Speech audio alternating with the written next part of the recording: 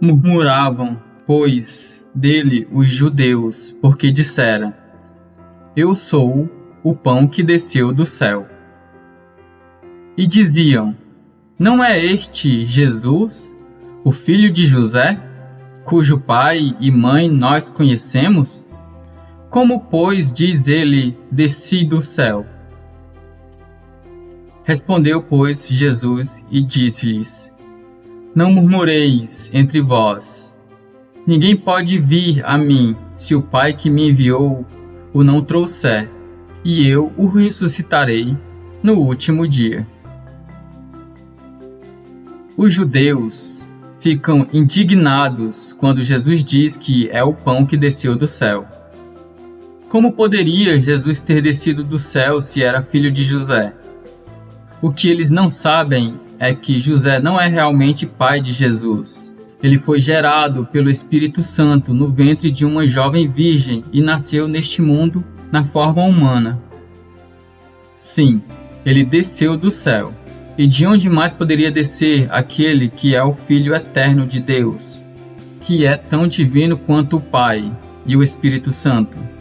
Um Deus em três pessoas é uma verdade que já aparece no início da Bíblia, quando Deus diz no plural: Façamos o homem à nossa imagem, conforme a nossa semelhança. Gênesis capítulo 1, versículo 26.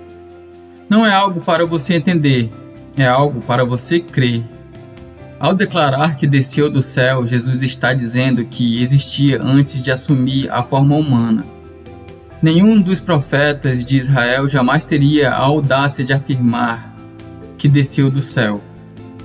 Ou aqueles judeus estavam diante de um impostor, ou Jesus era quem realmente afirmava ser. E para não deixar dúvidas, ele volta a afirmar o que dissera momentos antes, de que ninguém pode ir a ele se não for enviado pelo Pai, acrescentando que ressuscitará todo aquele que o Pai lhe der.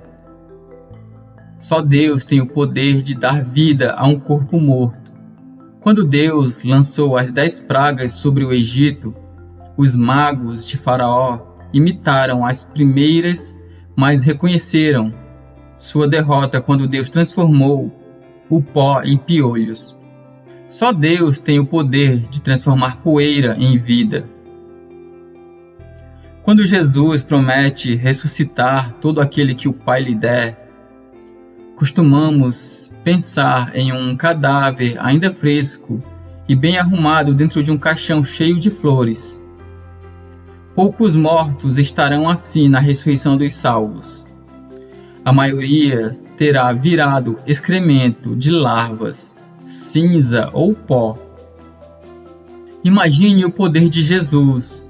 Ele irá ressuscitar até mesmo o corpo que foi dissolvido em ácido ou transformado em gases numa explosão. Aquele que criou todas as coisas a partir do nada é poderoso para recuperar cada partícula do que um dia foi um corpo humano e trazê-lo de volta à vida.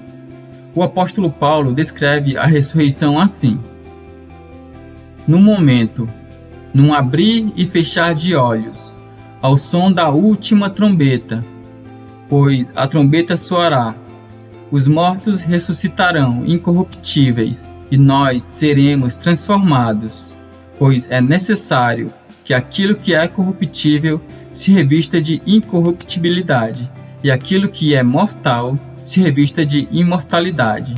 Então se cumprirá a palavra que está escrita: a morte foi destruída pela vitória. Onde está, ó morte, a sua vitória? Onde está, ó morte, o seu aguilhão? 1 Coríntios, capítulo 15, versículos 52 ao 55. O aguilhão, ferrão ou anzol da morte é o pecado.